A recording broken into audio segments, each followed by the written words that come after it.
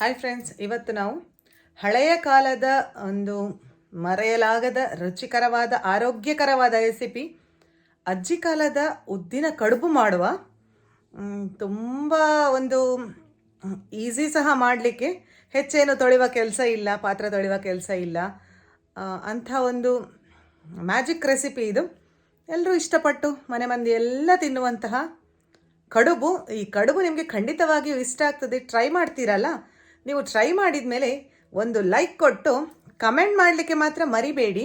ನಿಮ್ಮ ಕಮೆಂಟ್ ನನಗೆ ತುಂಬಾ ಇಂಪಾರ್ಟೆಂಟ್ ಫ್ರೆಂಡ್ಸ್. ಇನ್ನಷ್ಟು ಯಮ್ಮಿ ಹಾಗೂ ಇಂಟ್ರೆಸ್ಟಿಂಗ್ ರೆಸಿಪೀಸ್ಗಳನ್ನು ನಾನು ನಿಮ್ಮ ಜೊತೆ ಶೇರ್ ಮಾಡ್ಕೊಳ್ಳಿಕ್ಕೆ. ಹಾಗೆ ಈ ರೆಸಿಪಿಯನ್ನು ನೀವು ಮಾತ್ರ ನೋಡಿ ಟ್ರೈ ಮಾಡೋದಲ್ಲ, ನಿಮ್ಮ ಫ್ರೆಂಡ್ಸ್ ಫ್ಯಾಮಿಲಿ ಜೊತೆ ಈ ವಿಡಿಯೋವನ್ನು ಶೇರ್ ಮಾಡಿಕೊಂಡು ಬಲ್ಲಾಲ್ಸ್ ಕ್ಯಾಬೂಸಿಗೆ ಸಪೋರ್ಟ್ ಮಾಡ್ತಾ ಇರಿ. ನೋಡಿ, ಈ ಗ್ಲಾಸ್ನಲ್ಲಿ 1 ಲೋಟದಷ್ಟು ಉದ್ದಿನ ಬೇಳೆಯನ್ನು ನೆನೆಸಿಟ್ಟಿದ್ದೇನೆ. ಹೆಸರೇ ಹೇಳೋ ಹಾಗೆ ಇದು ಉದ್ದಿನ ಕಡುಬು, ಸೊ ಉದ್ದಿನ ಕ್ವಾಂಟಿಟಿ ಜಾಸ್ತಿ ಇದೆ. ಅದೇ ಗ್ಲಾಸ್ನಲ್ಲಿ ಅರ್ಧ ಗ್ಲಾಸ್ನಷ್ಟು ಅಕ್ಕಿ ರವವನ್ನು ನೆನೆಸಿಟ್ಕೊಂಡಿದ್ದೇನೆ. ಉದ್ದನ್ನು ಕನಿಷ್ಠ 4 ಗಂಟೆ ನೆನೆಸಿಟ್ಕೊಳ್ಬೇಕು. ಅಕ್ಕಿ ರವೆ 2 ಗಂಟೆ ನೆನೆಸಿಟ್ರೆ ಸಾಕು. ಎಸ್, ಉದ್ದಿನ ಅಂಶ ಜಾಸ್ತಿ ಇರುವಂಥದ್ದು ನೆನಪಿಟ್ಕೊಳ್ಳಿ. ಈ ನೆನೆಸಿಟ್ಟ ಉದ್ದಿನ ಬೇಳೆಯನ್ನು ನೀರನ್ನು ತೆಗೆದು ಈಗ ಮಿಕ್ಸಿ ಜಾರಿಗೆ ಹಾಕ್ಕೊಂಡು ನುಣ್ಣಗೆ ರುಬ್ಕೊಳ್ತೇನೆ. ನಮ್ಮ ಅಜ್ಜಿಯಂದಿರ ಕಾಲದಲ್ಲಿ ಮಾಡ್ತಿದ್ದಂತಹ ಒಂದು ತಿಂಡಿ ಇದು. ಹಳೆಯ ಕಾಲದ ತಿಂಡಿ ಅಂತಲೇ ಹೇಳಬಹುದು. ಯಾವಾಗಲೂ ಇಡ್ಲಿ ದೋಸೆ ತಿಂದು ಬೇಜಾರಾಗಿದ್ದರೆ ಖಂಡಿತವಾಗಿ ಇದನ್ನು ನೀವು ಟ್ರೈ ಮಾಡಲೇಬೇಕು. ಇದನ್ನು ನುಣ್ಣಗೆ ರುಬ್ಕೊಳ್ಳುವ. ಸ್ವಲ್ಪವೇ ನೀರನ್ನು ಹಾಕ್ಕೊಂಡಿದ್ದೇನೆ, ಯಾಕಂದರೆ ಸ್ವಲ್ಪ ಥಿಕ್ಕಾಗಿರುವಂತಹ ಬ್ಯಾಟರ್ ಇದು ಹಿಟ್ಟು. ನೋಡಿ ಎಷ್ಟು ನುಣ್ಣಗೆ ರುಬ್ಕೊಂಡಿದ್ದೇನೆ ಅಂತ. ಕನ್ಸಿಸ್ಟೆನ್ಸಿಯನ್ನು ಸಹ ಒಮ್ಮೆ ನೋಡ್ಕೊಳ್ಳಿ. ಈಗ ಅಕ್ಕಿ ರವದ ನೀರನ್ನು ಬಸಿದು ಕೈಯಲ್ಲಿ ಹಿಂಡಿಕೊಂಡು ನಾನು ನಂತರ ನೋಡಿ ಈ ಥರ ಹಿಂಡ್ಕೊಂಡಿದ್ದೇನೆ. ಎಕ್ಸ್ಟ್ರಾ ನೀರು ಕೆಳಗೆ ತಟ್ಟೆಗೆ ಬಿದ್ದಿದೆ. ಎಸ್, ಈ ಪಾತ್ರಕ್ಕೆ ಈ ಥರ ಮಾಡಿಕೊಂಡು ಹಾಕ್ಕೊಳ್ಬೇಕು. ನೀರಿನ ಅಂಶ ಖಂಡಿತವಾಗಿಯೂ ಜಾಸ್ತಿ ಆಗಬಾರ್ದು. ಚೆನ್ನಾಗಿ 2 ರಿಂದ 3 ನಿಮಿಷ ಕೈಯಿಂದ ಈ ಥರ ಮಿಕ್ಸ್ ಮಾಡ್ಕೊಳ್ಬೇಕು ಹಿಟ್ಟನ್ನು. ಯಾಕಂದರೆ ನಾವು ಅಕ್ಕಿ ರವವನ್ನು ನೆನೆಸಿ ಡೈರೆಕ್ಟಾಗಿ ಹಾಕಿರುವಂಥದ್ದು, ಗ್ರೈಂಡ್ ಮಾಡ್ಕೊಳ್ಳಿಲ್ಲ ಅಲ್ಲ, ಹಾಗಾಗಿ ಚೆನ್ನಾಗಿ ಮಿಕ್ಸ್ ಮಾಡಿಕೊಳ್ಳುವ.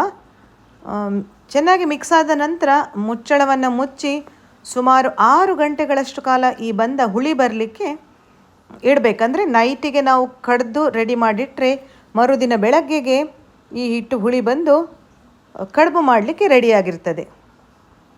ಎಸ್, ಟಿಫಿನ್ನಿಗೂ ತೊಗೊಂಡು ಹೋಗ್ಬೋದು. ಇದನ್ನು ಸಂಜೆ ತಿಂಡಿಗೂ ರೆಡಿ ಮಾಡ್ಕೊಳ್ಬಹುದು. ಚೆನ್ನಾಗಿ ಪಾತ್ರವನ್ನು ಸುತ್ತಲೂ ಹಿಟ್ಟನ್ನು ಸವರಿ ಮುಚ್ಚಳವನ್ನು ಮುಚ್ಚಿ ಇಡ್ತೇನೆ.